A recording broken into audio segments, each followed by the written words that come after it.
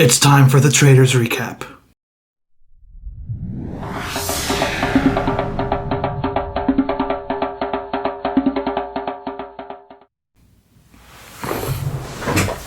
Alright, episodes 1 through 3 just hit on the Traitors, and this is literally like the best thing I can come up with for a Traitors hood is just a sweatshirt from San Juan that I can't even remember the last time I wore this because I'm not a big sweatshirt person.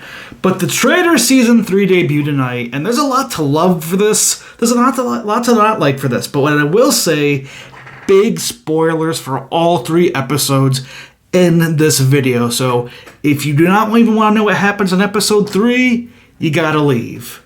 Because I think the biggest thing to come out of this whole entire first 3-night premiere is Tony being banished and Tony calling Boston Rob a sellout.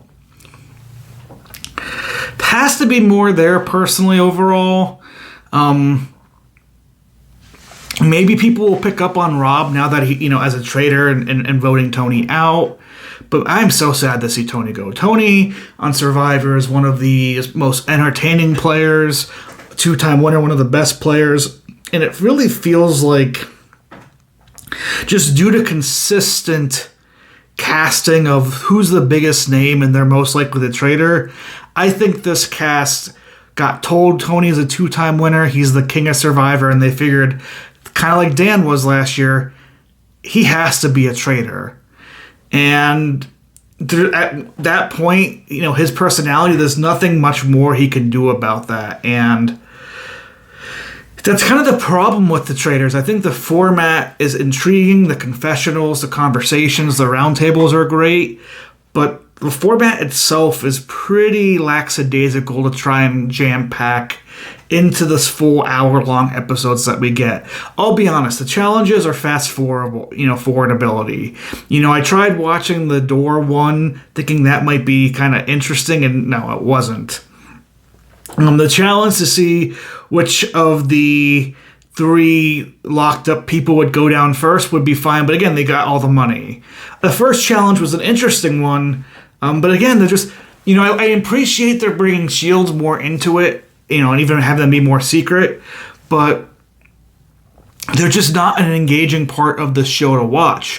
What is engaging for this show to watch is seeing people kind of discussion, trying to figure out who traitors are, and I wish there would be better ways for people to have these thoughts and maybe to expose traitors more, which is why I kind of do like a little bit that ending that we saw with them hiding in the wine cellar, but part of me thinks that could be too obvious overall. I mean, Danielle and Carolyn were walking around the castle looking for that really hard, and I just think it would be obvious if I was there as a player. We'll just see how the next episodes go. Now, our 4 traitors that we have this season feature Bob the Drag Queen, Danielle Reyes from Big Brother, Caroline from Survivor, and now Boston Rob as the surprise 4th traitor. And I gotta say, Boston Rob was always going to be a traitor. Whether he was exiled or not, they were making Boston Rob a traitor. And we'll see how long he lasts, because people think that Tony, 2-time Survivor winner, he's the big fish to fry this season, but it's clearly Boston Rob, who's won Survivor once, who's almost won The Amazing Race, who almost won Deal or No Deal Island, an NBC Peacock show that he did before the Traitors. So they had the right thinking, they just went the wrong way. The other traitor choices, Caroline has been fantastic. To me, the star of this show so far is Caroline, for a few reasons. One, Caroline actually is the smartest traitor of the 4. Maybe not as much, but I'll give some, Rob hasn't done anything stupid, but Caroline, with who to kill and who not to kill and reasons why they should kill or not kill, has actually been the one with like a brain on their head. She's also been the one outside of looking around everywhere that people have no sus of. They think, she's kind of out there, but you know what? She can't be a traitor. There'd be no way they make her a traitor. I think we're going to be in for a very long game for Caroline, and I could see her making her way almost all the way to the end and win this game just because people underestimate her amazing ability and her amazing mind ability. We need to, like, seriously, if there's any doubt from her Survivor season that Caroline is an intelligent game player and just a really good person, it should be gone here in these first 3 episodes because she nailed the reasons down on a ton of things. And unfortunately, she was dealt with 2 traitors who are about as smart as Dan Giesling is in that turret. And that is Bob the Drag Queen and Danielle Reyes. And my God, I'm sorry, but Danielle is making a gigantic play to be the 3rd Big Brother traitor to be a complete flop. First, it was Cody from Big Brother 16, Derek's best friend. We'll talk about Derek here a little bit. Last season it was Dan Giesling, and this season, my God, Danielle was a terrible traitor. She's not making it very far, and it makes sense why. Because she's putting off tears for a housewife who was berating people. Like, what are we doing here? What in the world is going on? And even Boston Rob in this last one was like, man, Danielle is talking way too much. This isn't good. I just can't believe how bad Danielle Reyes is as a traitor. She's not going to last, I think, all that long. If there's any blessing for Danielle Reyes, it's that Bob the Drag Queen is an even worse traitor. Leading conversations with giving throwaway votes, being just loud and out there. I think people are going to eventually warm up to Dylan Efron's idea that, hey, he probably is a traitor because he's so defensive over this. Like, they went all over Tony for being offensive. Bob the Drag Queen, like, right there against the way. And I just, man, really, really bad traitors from both Danielle and Bob the Drag Queen. Like I said, the fact that Danielle is so gung-ho now on going after Jeremy, who is the only person who was named Danielle, it's going to give alarm bells to everybody out there that heard Jeremy say that. Why is Jeremy going to be in that coffin? Could it be Danielle? Just a big flop. Big flop. Big flop, flop, flop, flop, flop, flop. Brittany Haynes, amazing confessionals. We need more Brittany Haynes confessionals. Her sitting in that chair, just making jokes and laughing at all the other contestants. Pure comedy gold. The whole entire, I guess we're learning our shapes, and we're kind of learning our colors. Best confessional of the night. Brittany Haynes, you get that. You always have gotten that. Dylan Efron was actually has been really enjoyable. The fact that he's nailed Bob the Drag Queen early, and he's smart enough now to realize, I should just back off a bit. Maybe if he was a little bit better as the gamer, he would realize, kind of like Sandra did, who do you think is the traitors who you should be close to? Because they won't likely murder you, and you could get towards the end and get them out near the end or get recruited later on.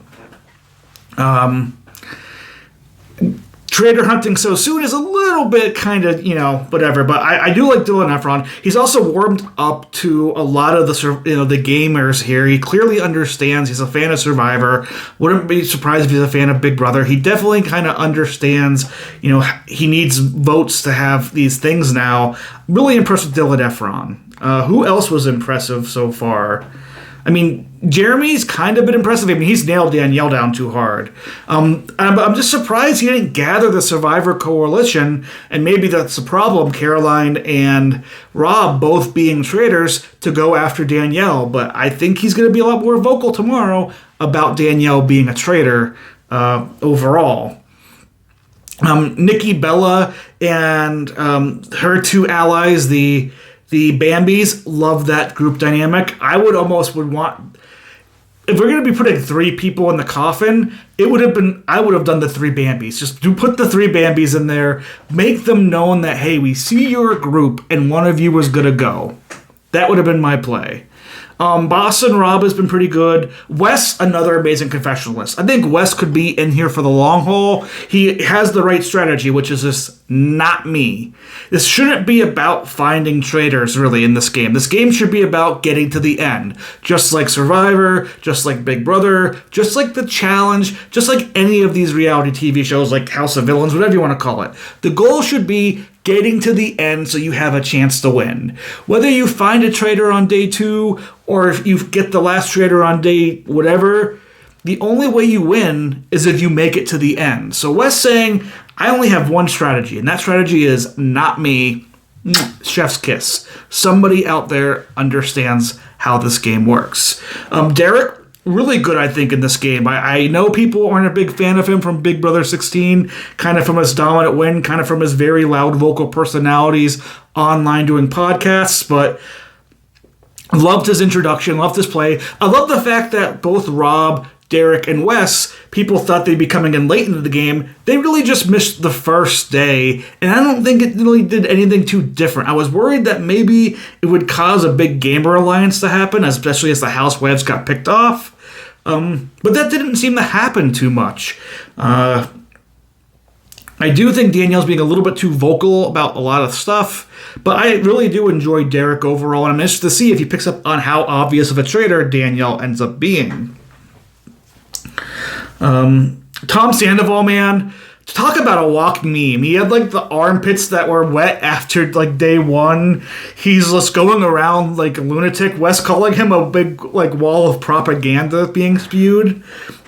I love Tom Sandoval as a meme. Don't like Tom Sandoval maybe as a person, but as him being a walking meme in the Traitors this season, chef's kiss. I love it. Let him be a walking meme. No complaints about that at all. Dorlinda being gone in the first night. One, how stupid of a kill that was. And Wells was right. I loved Wells at this beginning of the season. He seemed like he had a smart head on him. Again, Traitors, whenever you get all these, gamers mixed with reality TV stars, you just get a lot of stupidity mixed with good ideas, and stupidity tends to win out. Dorlinda was a stupid kill. And like Carolyn pointed out, she's out there yelling at people left and right. People are going to want to vote her out. Why are we going to waste a kill on that? And because they took out a Dorlinda, a very loud vocal type person, you know who's getting heat already? Bob the Drag Queen and Danielle. I think if you had Dorlinda there for a couple weeks, you took out maybe another housewife, or you took out, broke up the three-person pair that's kind of quietly becoming, I think, major power players in the game, maybe the sus wouldn't come back on you so quick. Maybe you let Dorlinda be the mouthpiece that moves the game throughout. No, you killed their night one. We lost a very entertaining housewife from New York, and now you are now suspect number one for some people, Bob. Bob H., he took out Tony. I'll be upset that he was so upset about that, but it's so annoying to see so many people in this format that have never touched a single form of reality competition game, and see them having to deal with, and because they're reality stars, they have their own personal egos built up, going after people who have played these games and understand how to try and play well. And I think Bob H. is a great example of that. The English Royal Ivar, he hasn't done much. Nowhere near as good as our English representative last season, whether it be Ekansu or the House of Lords, or House of Lords or Commons. I think it was John. Perfect walking meme. Loved it. But yeah, I'm less satisfied, but oddly, once again, feeling like the show has something missing here. It has something that needs to be fixed. Whether it's less emphasis on the challenges, whether it's more emphasis on the communications and being able to tell a story on who's going to be voted and why. It just feels like it's missing that crisp, really well-made reality TV show. It wants to have the challenge factor because it feels like people won't watch this if there isn't an element like that, but people would watch it. So yeah, that's kind of my thoughts on the premiere. I'm upset at who's left a lot of the way, like Dorlinda, Wells, even the housewife of Dubai. She was a fun personality I would have loved to see. And Tony, we're kind of left with some interesting things going on in the future. I mean, I'm down to see where Robin goes, but I just can't help but see how bad like Danielle and Bob the Drag Queen are as traitors, and wonder if they go soon. I'm down to see Wes keep going as far as possible. I think, if you do take out a Danielle and Bob the Drag Queen and there's a recruit, I can see Bob and Carolyn going out and getting, like, say, a Wes on their side, maybe even a Derek on their side. Carolyn, outstanding, star of Traitor Season 3. Absolute star. We are standing Carolyn here. She's been on the point when it comes to what to do. She wished she had people who would have more in her back.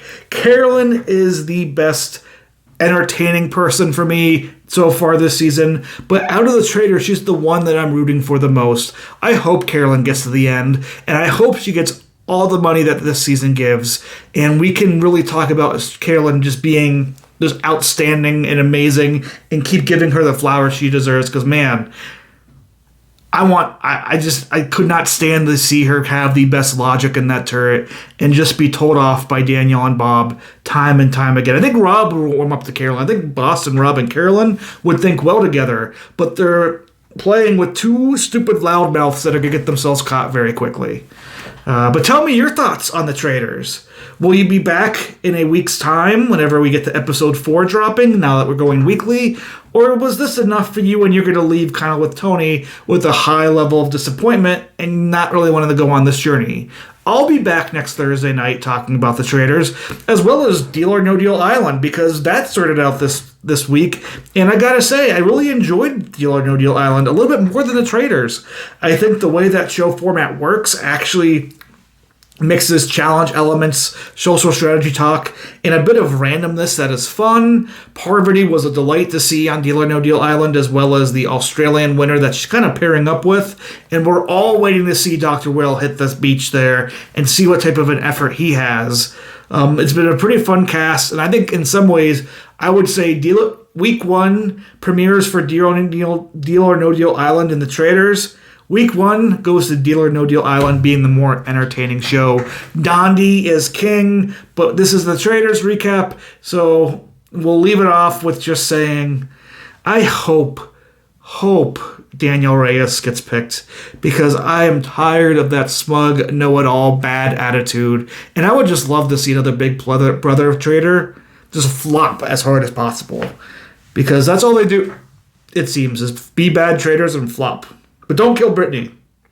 Keep Brittany and Carolyn in as long as possible, and make Brittany a traitor later. Let's have Brittany and Carolyn split the clash. That would be my ideal Traitors 3 end.